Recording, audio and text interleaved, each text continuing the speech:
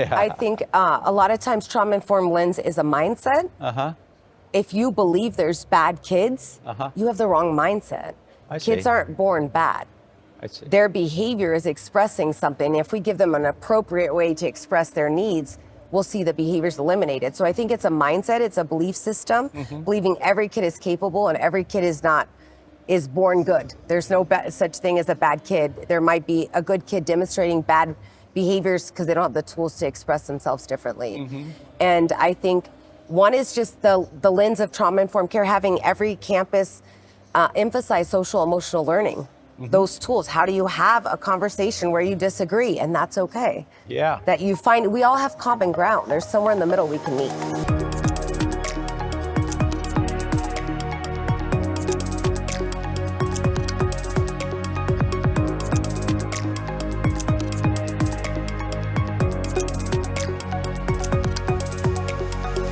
Hi, I'm here today with Michelle Campuzano from the Roosevelt School District, number 66, which is located in Phoenix, Arizona. So thanks for joining us. Thanks for inviting us. Well, this has been a fantastic conference. It's covered a lot of issues from people all around the country, all different perspectives. But when you start looking at what's really important to the learning of a student is, they all come somewhat traumatized for one reason or another. And I understand your background is you are trained in trauma. So tell everybody something about your background.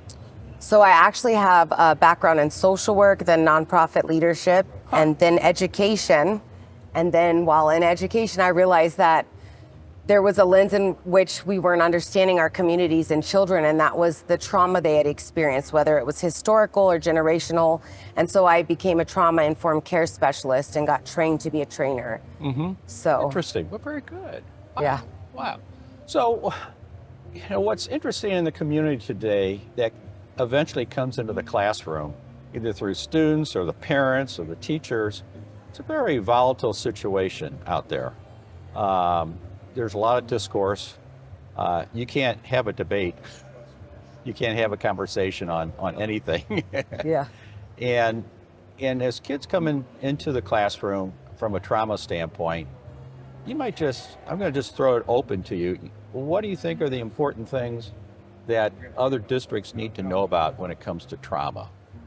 I think we need to understand how that impacts people, not just our students, but ourselves. The implicit biases we have as educators, right? And also how it impacts learning. So a lot of times the kid who can't sit still, who we're like is ADHD or the one who makes everybody crazy, they live in constant fight or flight. And if someone doesn't slow down and acknowledge the root of those behaviors and give them the tools to calm and regulate themselves, they're gonna get through school not being able to learn, focus, or know what to do with that anxious energy, and it's only gonna impact them more and more the further they get along in education. So when there's a bullying situation, talk about restorative practices. So I think, for me at least, when I look at bullying, most bullies are bullied. They are. Whether it's at home or with an adult in their life. So looking at, okay, we can address this situation, and one, we need to empower the child being bullied to find their own voice and be assertive and self-advocate in a nonviolent way.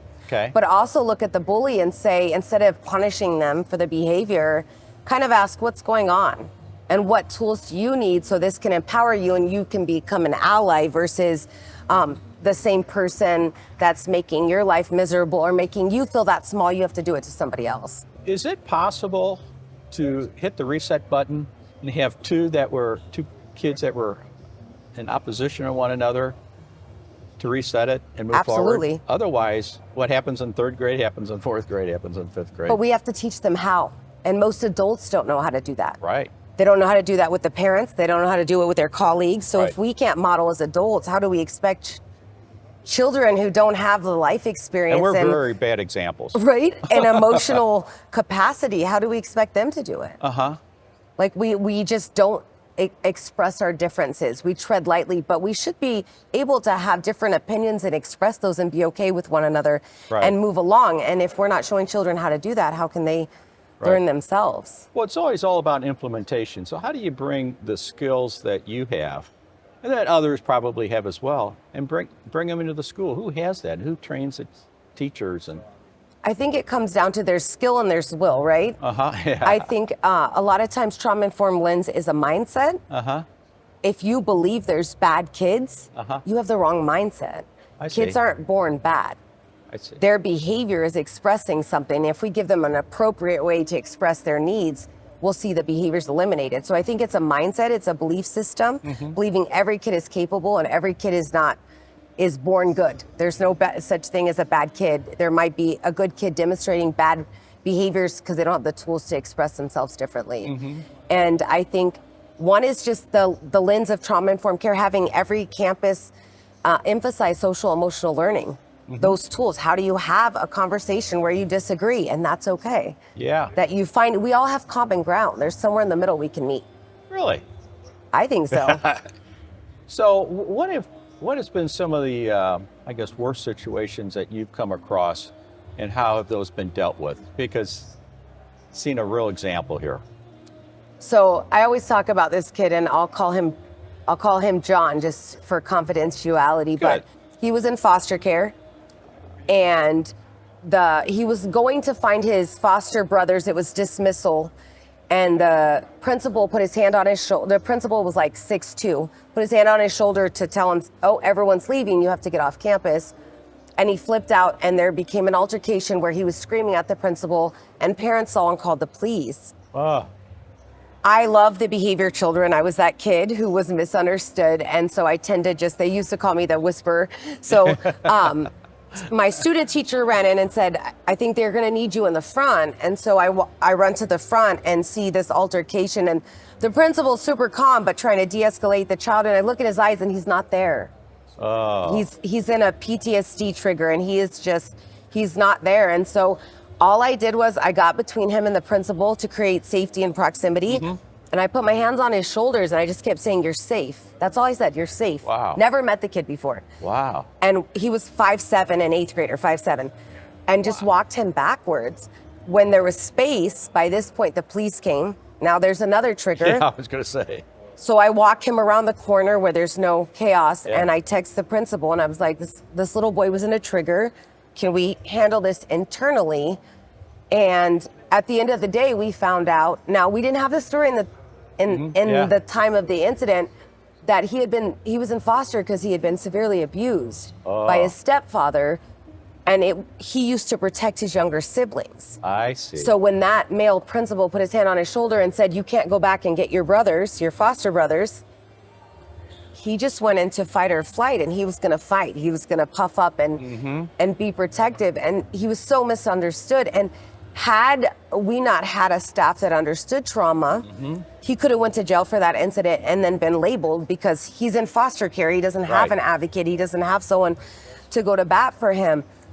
So when it all unfolded, we had the opportunity for him to go back and talk to the principal. The principal had actually adopted a child in the system, super passionate about the same things. And so we were able to restore that. But if they never have a positive interaction to replace the negative one, things never change for them. No, it gets worse. And even when we intervene, we tend not to take that opportunity to say, not only is not everyone going to hurt you, this man cares about you.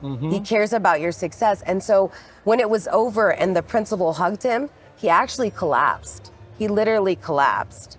And so it just said a lot about like the healing power of coming together and giving him opportunity to learn that there are some great men out there who are going to be nurturing and caring. And I just feel like he would have been cheated of that and could have easily became another statistic had we not identified and recognized his trauma and his need for healing. What an outstanding story. So that he definitely changed my professional lens. And personal lens. Have you come across him since? That's too bad, isn't it? I hope one day I do, and I can tell him how much he changed me. Wow. Because I know he felt like not many people believed in him. And he definitely put me on fire to make sure everyone knew his story so no other kid got put in that position. Were you trained by then? Or were you pretty That much. was the start of it. He was one of He the was the reasons I beginning. was inspired Okay. to be trained, to So you understand. did that on instinct. I did. I was that kid. I had a dad who was an addict, a mom who was mentally ill, and I acted out in behavior just not knowing how to regulate and process things as a child. Right. And so I tend to connect and see behind the behaviors in those kids because I was that kid. But he definitely was like, inspired me that I needed to get like more content and knowledge to share with my colleagues, Right. so we could all look through that lens and address children through that lens. I hope anybody who's listening through this entire talk, there's so much you can reach out to Michelle on. You covered a lot of great topics. Thank Gave some you. really good examples. The way this works, we get a lot of listeners to want to reach out and learn more. If we'll have an email address for you, if they Absolutely. can reach out, you can help. Super passionate about trauma-informed care, so I would gladly help with that because I think it changes your teaching, it changes the results, Yeah. not just for the students and the teacher, but the entire community. Yeah, super, very good. Thank you very Thank much. you. Thank you.